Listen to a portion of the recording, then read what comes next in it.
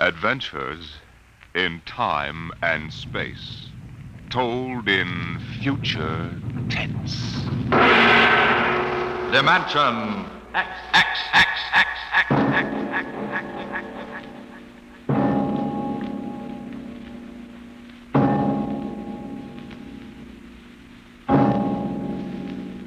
The mind of man is still an unprobed field. Within it lie many mysteries still unsolved.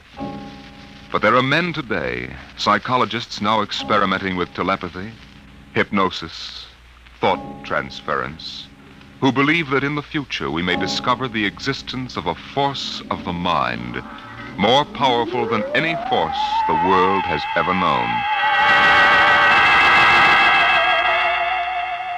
We go ahead now in time some 10 years, and in space to the campus of a small eastern college.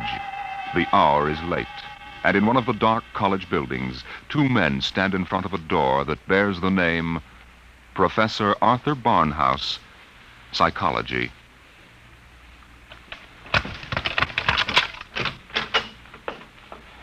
Well, here you are, Clinton. Thank you, Major. Here are the keys to the professor's desk and files. I guess you inherit everything now.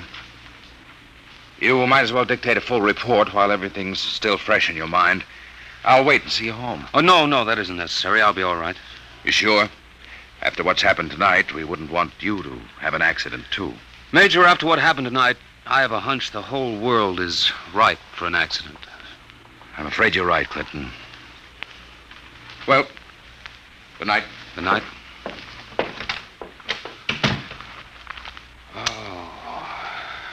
Pull yourself together, Buster. Easy does it. August 21st, 1960.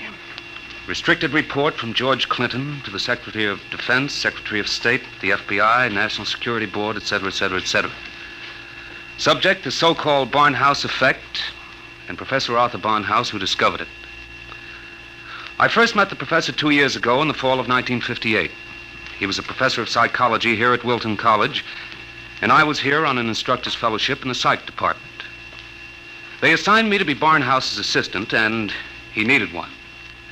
He hardly ever remembered to go to a class, and he didn't seem to do anything else either. For 3 months, I watched him sitting at the desk here in his study.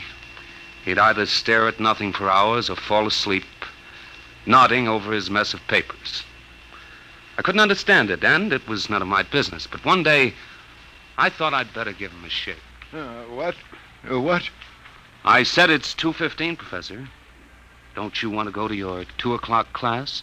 Don't you want to mind your own business? I beg your pardon. Sorry, Clinton. Forgive me.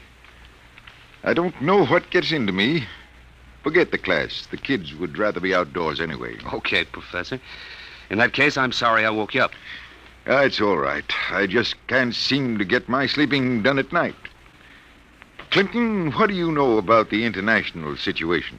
Well, I'm no political scientist, if that's what you mean. I read the papers when I have time. Well, that's the way I've always been. Lately, I've had to look into it. I stay up nights looking into it. Professor, I don't want you to take this personally or anything, but... Well, sir, I wonder if you'd mind if I asked to be transferred. You mean you'd rather work with somebody else in the department? Oh, no, sir, it's not that. I think maybe there's a chance for a psychologist to work on that government project. Government project? Oh, yes, that army thing. Yes, sir. They're trying to develop robot pilots for the new fighter rockets so they'll be expendable. Oh, yes. Something else designed to replace men. Yes, sir, and you know it's a funny thing. The robots work just like human brains. They get overworked or overloaded or something, and they have nervous breakdowns. Now, if I could only find out what drives those electronic brains crazy, why, I'd feel Clinton, that I was... if you want to study a brain that's going crazy, never mind the robots. You can go to work on me. What are you talking about, sir? I don't know. I'm either crazy as a bedbug or a... Clinton, I wish you'd help me find out. Are you serious, Professor? I never was more serious in my life. I'm afraid I'm going out of my mind. But why? What makes you think so? This is what makes me think I'm crazy. Those dice? Clinton, do you know what the odds are against my rolling a 7? Oh, about 5 or 6 to 1. Watch. 7. Now, what are the odds against my rolling it again? Twice in a row? Plenty. About 100 to 1, I'd say. Watch. Professor, you're hotter than a $2 pistol. It's funny.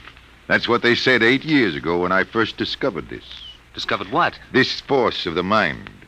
I call it dynamo-psychism. You mean you shove those dice around just by thinking about it? People have always thought there could be a force of the mind. You know that. Fortunately or unfortunately, I've learned to control it. Yeah?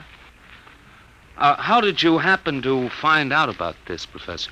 Well, it was about 10 years ago, back in 1948. I made the mistake of going to a psychologist's convention, and in order not to appear unsocial, I happened to find myself, for the first and only time in my life, in a dice game. What happened? I didn't have the faintest idea what was expected of me, and someone told me to roll 7s. So I did. 10 of them. I'll bet you weren't asked back into that game. That night, in my room, I realized that it simply couldn't have been an accident, Clinton. I tried to reconstruct the exact scene, the position of my body, and finally, the thoughts in my mind. And that was what did it.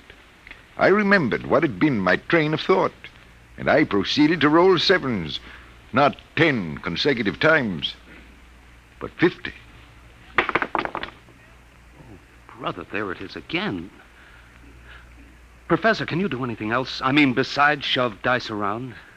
You see that inkwell on my desk? Sure. Watch it. Don't take your eyes off it. If nothing happens, say so, and I shall go quietly, even happily, to the nearest sanitarium. Okay, Professor, shoot. Hey, why, it just blew up. Yes, I'm sorry. I didn't mean to splash ink on your suit. That's okay, Professor. What was that funny noise? Oh, that? The dynamo psychic waves are a little like ultra-high frequency waves. Sometimes, when I turn on the power, they create a kind of static. Listen, Professor, how much power have you got? Could you blow up anything, well, you know, big? I could flatten the Great Wall of China. Boy, you'll make the helio-oxygen bomb look sick. And that's what scares me, Clinton. The thought that maybe I could use this power to save the world. Clinton, you've got to help me. Who, me? Professor, when it comes to international relations, I don't know from where. You'd better get in touch with the State Department. State Department? Yes, they'd be the ones, wouldn't they? Well, you probably want to be getting home now. I'll see you to the door. I could use a breath of fresh air. Okay, Professor. You better stop brooding about this. You get somebody else to do your worrying for you. Yes, you're right. I have been brooding, wondering what to do. Just sitting and staring endlessly at that awful monstrosity across the way. You mean the old bell tower? Yes, I've gotten so I can't stand the sight of it anymore. Professor! Professor, look, what? Well, there's nothing left but a pile of rubble. Oh, my, I didn't really mean to do that. Well, you see, Clinton, it's got to the point where my lightest whim is more dangerous than a blockbuster. Professor, you get in and write that letter to the State Department right now. You packed too much of a wallop.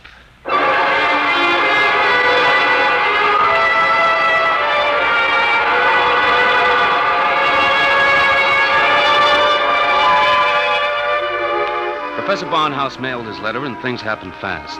A long arm of the Army reached out, and within 5 days, the two of us were deposited in an old mansion in Virginia, surrounded with a barbed wire fence and 20 guards, and labeled top secret.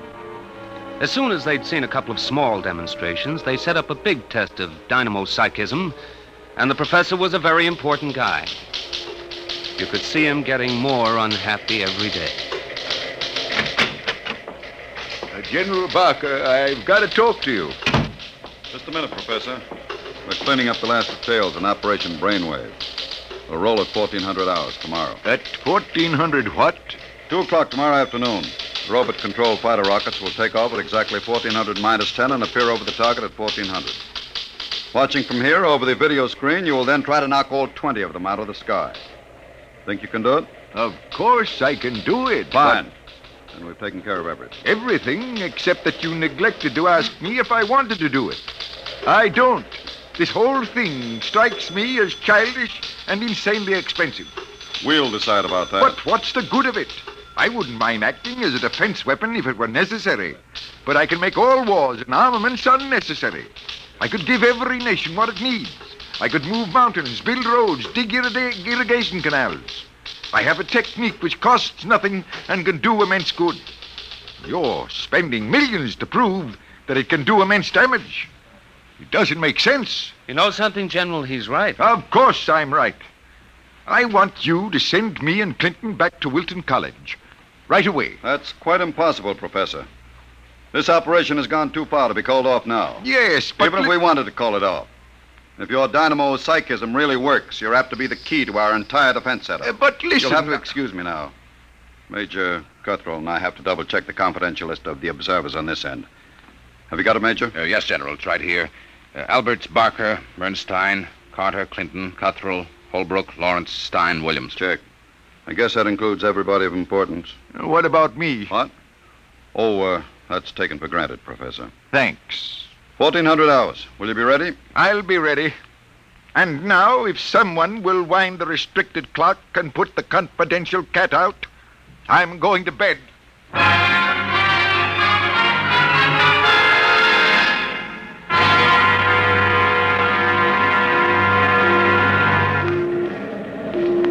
YDR to brainwave control. Observation plane to brainwave control. Come in, please.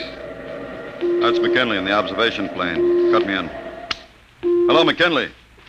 Reading you clear on the speaker. Everything all right? All okay, General. Takeoff uneventful. Fighter rockets now flying on course in perfect formation. Altitude 5,000 feet. Airspeed 865. Visibility unlimited. Are you tracking us? We've got you on radar. Haven't picked you up on the video screen yet. What's your estimated time of arrival over at the target? ETA, 2 minutes. Check. Remember, McKinley, the observation plane is not to enter the target range. Veer off and circle at the 10-mile limit. Bring the rockets overhead by remote control. Check. Observation signing off. 1 minute, 45 seconds to go, Professor Barnhouse. Are you in good shape? I'm all right, General. Good. We can all take our places in front of the video screen now. You sit here, Professor, in the center. Major Cuthrell, will you turn on the video screen? Right, General. Nothing yet, just empty sky. Hold it. I hear him coming in. There are 20 of them, Professor. You think you can knock them down at this altitude? Distance has nothing to do with it. I don't want anything to go wrong. You're sure you feel all right? General, I know I can do it. If that's all that's worrying you, let's call the whole thing off and save $20 million. There they are. They're coming in. Get ready, Professor. 10 seconds. 9, 8, 7, 6, 5, 4, 3, 2, 1. Now, wide open, Professor. Well, go ahead, Barnhouse. Knock them down. I did. Nonsense. All you've done is blank out the video screen. What went wrong? Did you give it everything you had? I was wide open, General. And it didn't work. They're still flying. What's that? It just took a few seconds to work. That's... Holy smoke, they're dropping like flies. McKinley to brainwave control. What's happened to these rockets? They're going down like flames. By heaven, it works. It really works. Cuthrell, get Washington on the line. Barnhouse, I want you to... Hey, where's Barnhouse? He was right here. Clinton, where's the professor? Got me, General. We were all staring at the video. He must have walked out. Get moving, everybody. Alert the guard. Search the house. Yes, sir. If anything happens to that man... General Barker. General Barker. What is it, Corporal? Corporal Gray guard at the main gate. Sir, Professor Barnhouse is gone. Gone, where? He came tearing out of the gate at 40 miles an hour. Here's a note, sir. Threw it out of the car as he went by. I picked it up. Let me see it, quick. What got into that man? What does he say, General? Gentlemen, as the first superweapon with a conscience, I'm removing myself from your national defense stockpile. Setting a new precedent in the behavior of ordnance, I have humane reasons for going off. Signed, At the Barnhouse.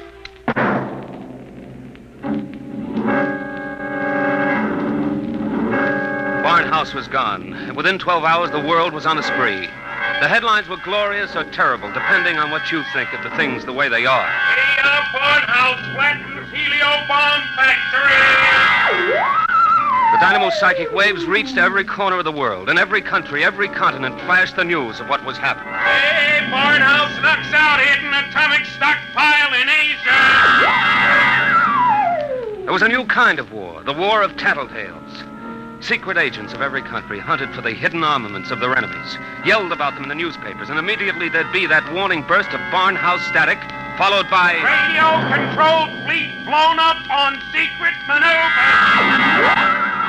The professor was out to make peace or bust, and nothing like him ever was.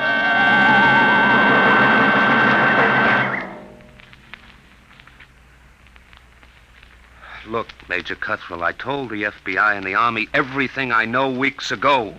I've answered questions till I'm blue in the face. I didn't come here to ask questions, Clinton. I came to ask for your help. My help? That's right. To find Barnhouse. What if I don't want to?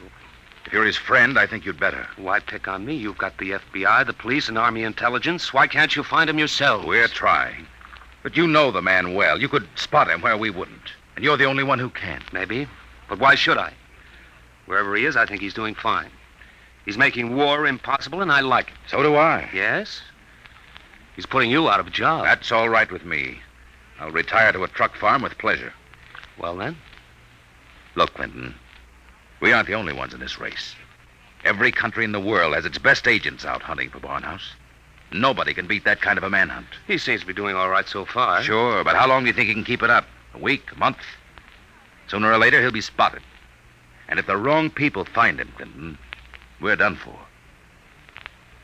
You know what kind of weapon this is. Whoever controls the Barnhouse effect can control the world. Well, all right. Suppose they do find him. He'd never give the secret away. Never give it away? Are you out of your mind? Do you think these fellas are playing for marbles? Well, no, but... Read the papers, Clinton. Don't you know what's going on in the rest of the world? Yes, They'll get the secret out of Barnhouse, all right. What happens to him in the process won't be very pretty. Well, he must realize that then. He'll never let himself be taken alive. He may not have the choice. And if he doesn't, God help us all. All right. All right, I'm in. Good. Now, do you know anything that you haven't told us? Anything that might give us a lead? Only this. It was addressed to me. I found it here on his desk the morning after he escaped. You mean he came back here? Yes. I guess he needed to pick up some personal effects. Anyway, the files were open, and he left this note on a scrap of paper. Anything to do with the Barnhouse effect? Read it yourself. It's Greek to me. Just these few lines scrawled on a piece of paper, and the last one breaks off right in the middle of a sentence. This stuff doesn't make any sense at all. You know, from the looks of this, I'm beginning to wonder if the professor isn't going off his rocker. I thought of that, too. All the more reason why we've got to get to him quick. He may be helpless, and the whole world's on his track. Come on, Clinton. We haven't much time.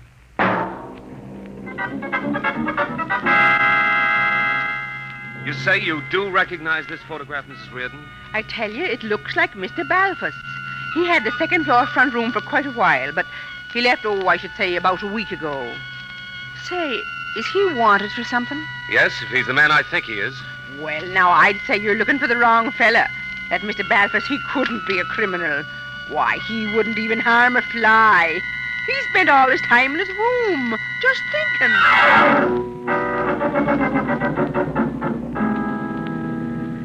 Oh, brother, it's hot. What a way to spend an August afternoon, huh, Major?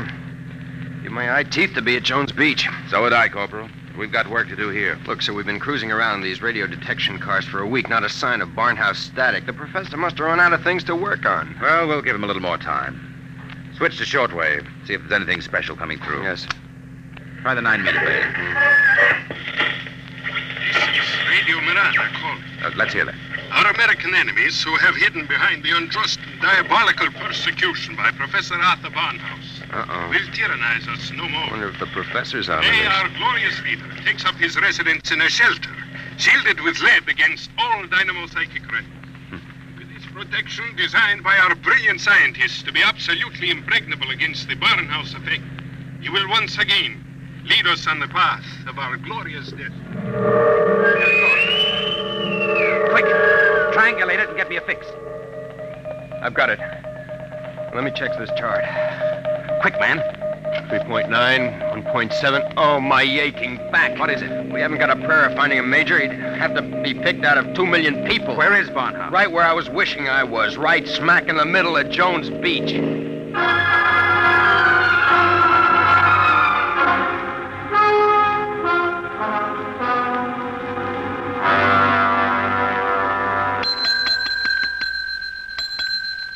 Sorry, gents, we're full. No more rooms tonight. We don't want a room. Do you recognize this picture? Who wants to know? Uncle wants to know. Oh, excuse me. I'm sorry. Let me see it. Yeah, it looks a lot like room 417. About 5'8", thin, sandy hair, glasses, little scar right across the bridge of his nose. Yeah, that's 417, all right. You mean he's here now? No, not anymore. He checked out 2 days ago. But he couldn't have gone far. What makes you say that? Oh, he looked sick as a dog. Couldn't hardly carry his own bag out. Uh-oh. Like I said to the other fellas, I said he looked like he was on his way to the morgue. What other fellas? Eh? Oh, the ones this morning. You're the second pair that's been asking for him.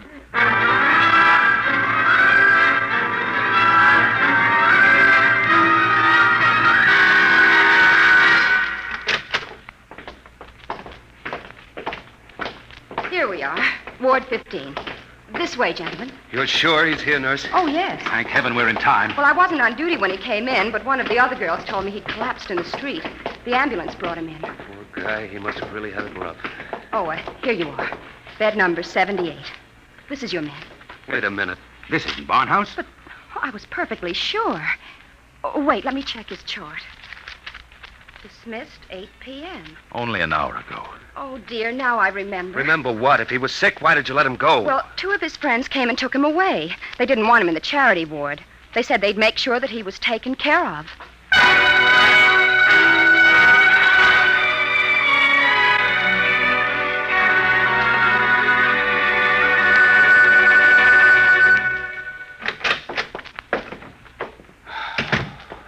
Every time I walk into this study, I keep hoping somehow I'll wake up out of a bad dream and find the professor just sitting here.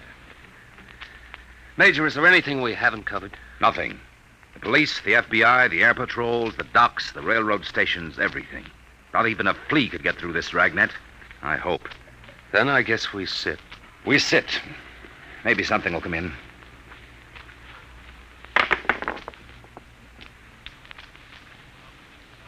Do you have to roll those dice? I'm sorry. I wasn't thinking. An hour. That's what's driving me crazy. 1 hour sooner and he'd have been in our hand, not theirs. I know. Well, maybe he's still all right. How can he be all right? He's in the hands of a foreign power. We don't know that for sure. The professor was a likable little guy. He couldn't have lasted this long if he hadn't found some friends. Maybe they came and took him away. Well, grab that. Hello? Yes? Clinton, is that you? Professor Barnhouse. Clinton, they've got me. Who's got you? Where are you, Professor? I don't know. They said something about taking me to an airport. An airport? Which one? Listen, Clinton, I've got to tell you. The inkwell. What are you talking about? Remember the inkwell? Professor Barnhouse. Operator. Your call, please. Operator, that caller just came in here. Can you trace it? I'm sorry, sir, but I'm afraid it's too late. Your party has been disconnected.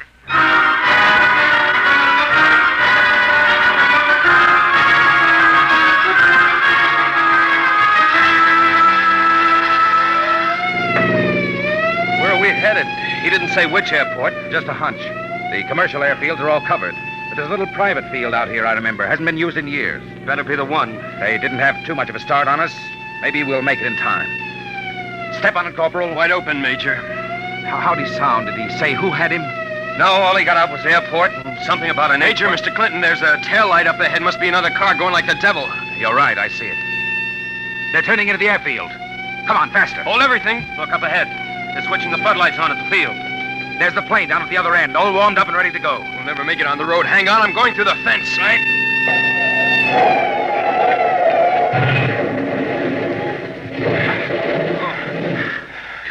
What's the matter? Get going. Sorry, sir. Must have cracked the axle. They're taking off. Get out the submachine gun. You can't. Barnhouse is in that plane. You'll kill him. We've got to take that chance. That plane's headed straight for us. Hit the dirt. Get that gun working, Corporal. Aim for the propeller.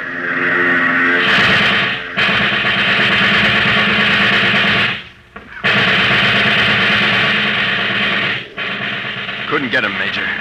Well, there goes the old ball game. I'll get through to Air Patrol, sir. Maybe they can intercept the plane. Not a chance. By the time the fighters got off the ground, the plane would be out of range. No, we've lost, Barnhouse. Nothing can save us now. Hey, what?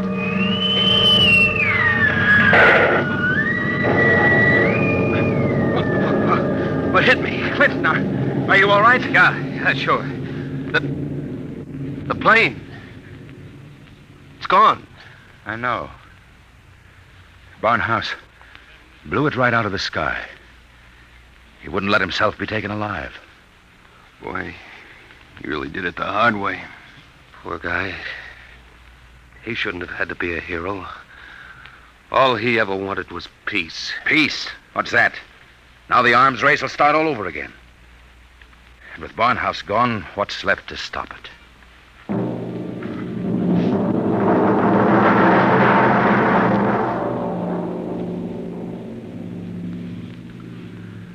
So they brought me back here to the professor's old study to dictate this report. I'm sitting here at his desk, and it's just the way he left it. Papers all over, even his old pair of dice. Arthur Barnhouse is dead. That's going to be good news for some people when they find out. The saber rattlers of the world will be busy as of tomorrow morning, getting ready to whoop up another war.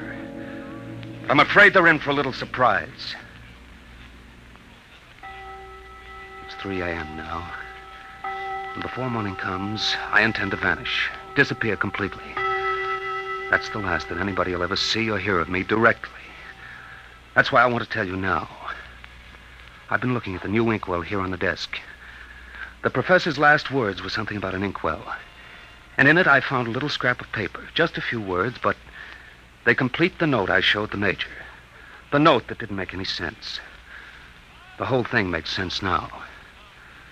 Professor Barnhouse may be dead. But you haven't heard the last of the Barnhouse effect. Not yet. I've been experimenting while I've been talking to you. And now the time has come for me to say goodbye. You see, I've just rolled my 50th consecutive 7.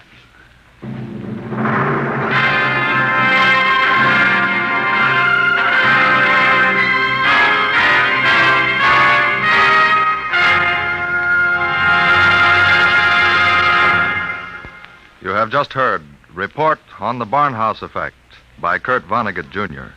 An adventure in time, space, and the unknown. Dimension X. Next week, the strange story of the interspace rocket Star Cloud, which vanished mysteriously behind the Great Galactic Barrier in the year 1986. What happened to it and to its crew? We'll tell you next week.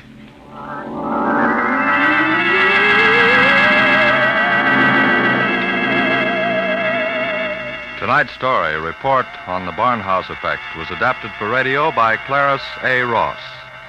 Featured in the cast were Bill Quinn as Clinton, Ed Jerome as Professor Barnhouse, and Carl Weber as Major Cutthroat. Your host was Norman Rose. Music, Albert Berman. Engineer, Bill Chambers. Dimension X is produced by Van Woodward and directed by Edward King.